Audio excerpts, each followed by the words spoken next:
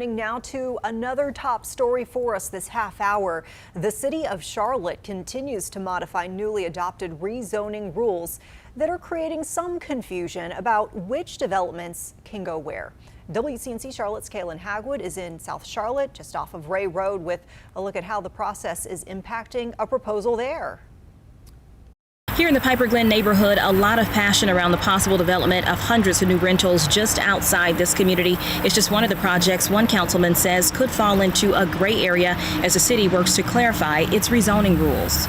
Charlotte's Future 2040 policy map was adopted in March of last year and helps inform what types of development can be built and where throughout the city.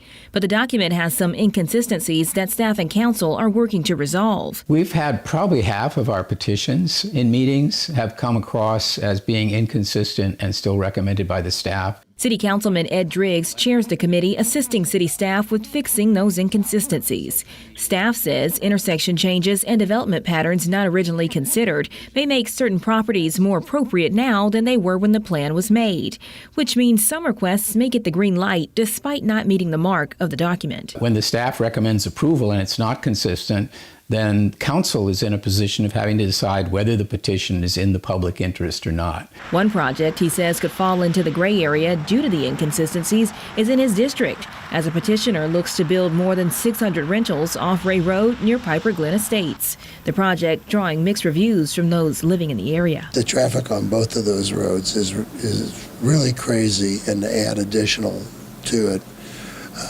would just make matters worse. To have housing that's affordable in the most beautiful areas.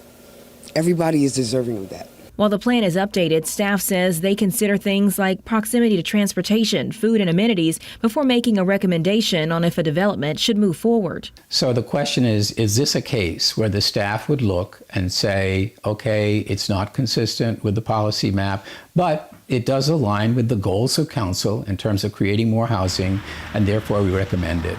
I don't expect that to happen, but you find that you're up against this area, the gray area of uncertainty. Councilman Driggs says they expect the policy map to be updated over the next 2 years. Kaylin Hagwood, WCNC Charlotte.